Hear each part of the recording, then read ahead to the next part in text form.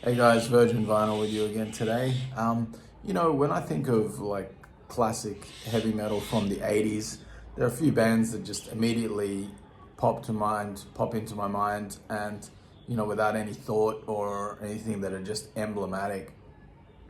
And two of those bands are basically run by the same guy, and that of course is King Diamond and Merciful Fate. So today I'm going to be looking at this album, Conspiracy. So, of course, King, became famous with Merciful Fate. Those first two Merciful Fate albums and the EP, Nuns Have No Fun or just Merciful Fate, are incredible monuments of heavy metal and absolute classics. And I'm trying to get my hands on those vinyls. Of course, I had them on CDs years ago. But Hank Sherman, after they did Don't Break the Oath, wanted to go in more commercial direction, and so he left the band, and that version of Merciful Fate kind of stalled, and so King wanted to keep going. And so basically they formed a new band with some of the same. Michael Denner came on. He brought in Andy LaRocque, the incredible guitarist Andy LaRocque, and who would go on to become, King's main writing partner going forward. And they formed the band King Diamond using his name because it was already kind of well known from Merciful Fate. Then they would make Fatal Portrait, which was kind of like, many people sort of say that's a continuation of Merciful Fate. I don't know. For me, it's not. I see it as I see King Diamond as quite different from Merciful Fate. Like, it's a lot more theatrical and a lot less. It's not really satanic at all. It's much more like occult and storytelling, and not just like lyrically. People always talk about the lyrical differences between Merciful Fate and King Diamond, but I think musically as well, because you got Andy LaRocque in there, and he's providing a lot of the writing going forward, and he's got his own. The thing I love about Andy is he's like the pairing of Michael Denner and Hank Sherman, who brought such an amazing, unique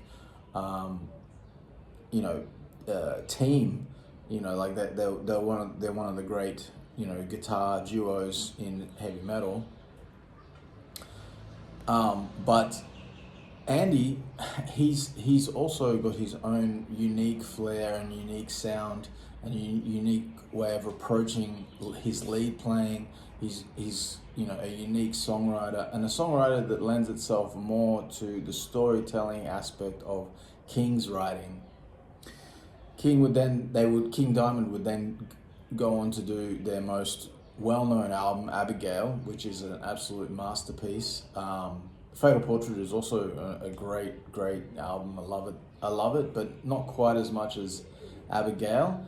And then after Abigail, they would go on to do Them, and from memory, I think that's when I think that's when Michael Denner left the band. I'm not sure. I might be wrong about that. You King Diamond fans out there will be able to correct me.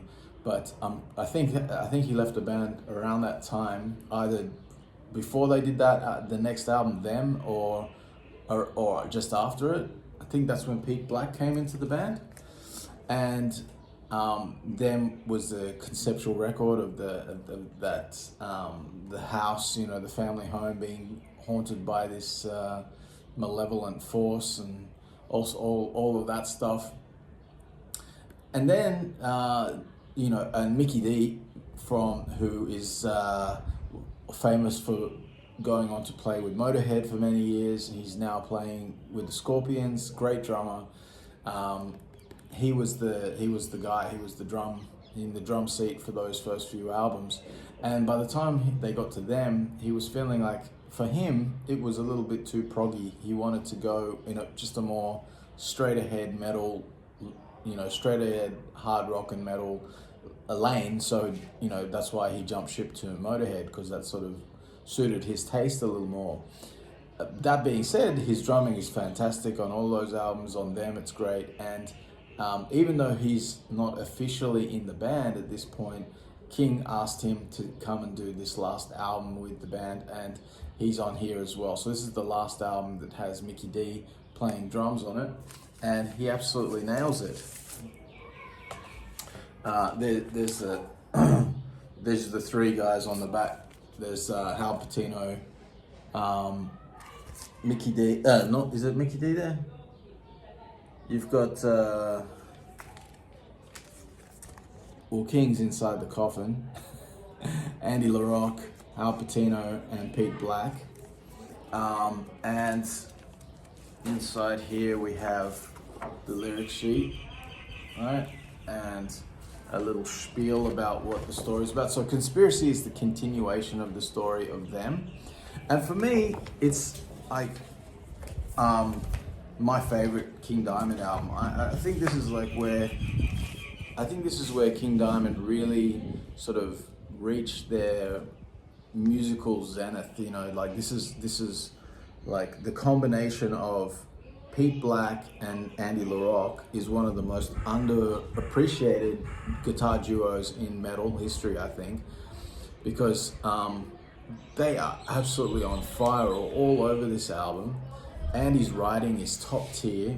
You've got like incredible songs like At the Gates, Sleepless Nights, The Wedding Dream, Victimized. I mean, this whole thing is just so damn good.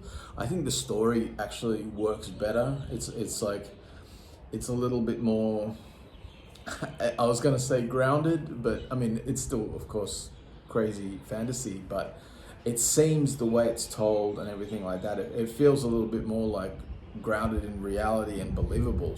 And I think that's just in the way that King and Andy constructed it all. Of course, King Diamond himself as a frontman is one of the all-time great frontmen. He's totally unmistakable, and of course, for a lot of people, they can't get past his vocals, and I can sort of understand that. Like, it took me a little while, back when I was a little guy, a little teenager, to fully appreciate it.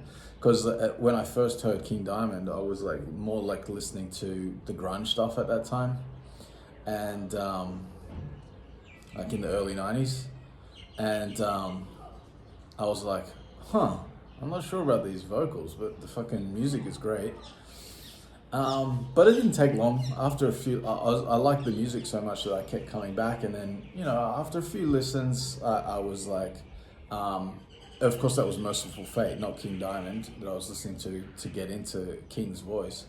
But yeah, it didn't take long, and it clicked. And once it clicks, it's just like, man, come on, yeah, King's awesome. His vocals are incredible. It's totally unique. It's totally bizarre. It's totally out there, and that's I've said that a million times on this channel. I love that. I love when you've got the weirdos of music, providing us something different, something unique, something that's cutting edge and exciting and new. And King Diamond definitely was that, and he still is that. There's no one who sounds like him. There's some new bands now, like Attic, who are sort of imitating him, and I know some people are J-Dog from Hell's Headbangers is always blowing smoke up their asses. I just don't it's like too much like King Diamond, and without him, he has the charisma. He has that special charisma. Some people just have it. Some people just have star quality, and he has the star quality, and not just from what he exudes live, but just the way he writes, the way he the way he tells the story, you know, anybody that comes along trying to do that same thing, the way he does it is just an obvious imitator. And yeah, it can be entertaining and everything like that, but it's never going to be classic. It's never going to be, like I said to you at the beginning of this video, when I think of 80s heavy metal, like one of the first images that will pop into my head is this right here, this face, right here, exactly this album cover, or you know, or Don't Break the Oath will pop into my head. Like these are the things. Like if somebody says the words 80s heavy metal or classic heavy metal, boom, it's like it's one of the first things that's right there at the front of my. You're never gonna get that with Attic, I don't think. Like they're never gonna be like, you know, in 20, 30 years, 40 years time, oh, what was heavy metal like in 2025, 2024? Oh, Attic, you know, just it's not gonna happen. But anyway, for me, this is my favorite King Diamond album. I absolutely adore it. I did a ranking of the King Diamond albums on my other channel, the Metal Spotlight. So go and check that out if you want to see my deeper thoughts about King Diamond and the history and all of that stuff. And that's it. Hit the subscribe button, and I'll see you tomorrow.